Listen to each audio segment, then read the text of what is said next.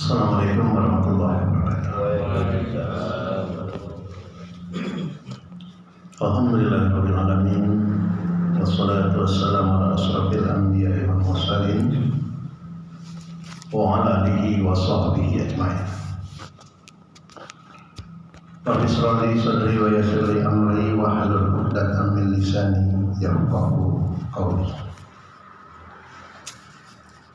Bapak-bapak, ibu-ibu, jamaah salat subuh rahimakumullah.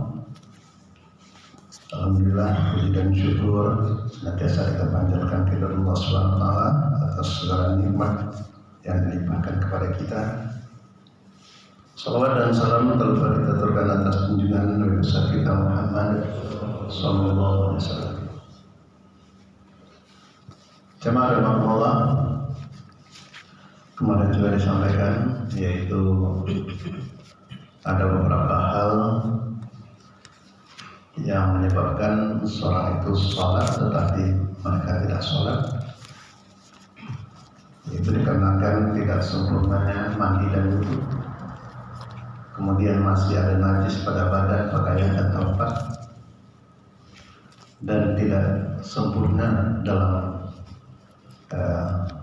sholat itu sendiri, baik gerakan badannya, bacaan, dan juga hati. Kemudian tidak tercegah dari perbuatan keji dan munkar dalam sholatnya itu, dan juga orang yang sholat tetapi masih mempersekutukan Allah. Nah, jemaah rahimakumullah, pada kesempatan ini berkaitan dengan dalam kita sholat, di samping anggota tubuh kita sesuai dengan rukunnya, kemaninahnya, juga hati, kekusukan, dan juga bacaan juga harus kita perhatikan. Apalagi yang berkaitan dengan soal Fatihah, karena tidak sah sholat seseorang kalau dia tidak membaca Al-Fatihah. Kalau surat itu sunnah, tapi kalau Al-Fatihah yang tidak dibaca, maka itu bisa tidak sah sholatnya. Maka oleh karena itu perlulah kita selalu pelajari membaca Al-Fatihah itu bagaimana dengan fasih sesuai dengan tajwidnya. Mungkin insya Allah bagi kita, imam-imam kita, alhamdulillah sudah dengan tajwidnya yang fasih. Tapi kadang-kadang kalau kita dengarkan di tempat lain masih banyak yang belum pas. Maka di dalam membaca Al-Fatihah itu ya benar-benar makhraj hurufnya, panjang pendeknya harus diperhatikan. Alhamdulillahirabbil alamin. Insya Allah dalam membaca itu kebanyakan pas. Ar-Rahmanir-Rahim, Maliki Yaumiddin. Dari tiga ayat ini kebanyakan udah banyak. Tapi setelah membaca Iyyaka na'budu wa iyyaka nasta'in, nah itu kadang-kala ada iya pertamanya tidak disebutkan. Iyyaka na'budu wa iyyaka nasta'in. Iyanya tidak ditasdikkan, tidak ditasdikkan. Iyyaka na'budu wa iyyaka, duanya juga beda. Iyyaka nasta'in. Ihdinas siratal mustaqim. Nah ini juga sering suatu itu kadang-kala dibaca sin. Ihdinas siratal itu salah, atau ihdinas siratal ini juga salah. Ini betul ihdinas siratal, mulutnya dikeroncongkan. Ihdinas siratal mustaqim, siratal ladzina an'amta alaihim.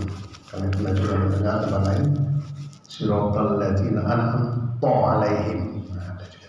Jadi ta ghairil maghdubi alaihim waladdallin. Doanya lama, kemudian dikesedikan, tidak boleh dibaca waladhdallin, salah. Jadi yang betul waladhdallin. Kemudian di dalam membaca amin itu juga bermacam-macam.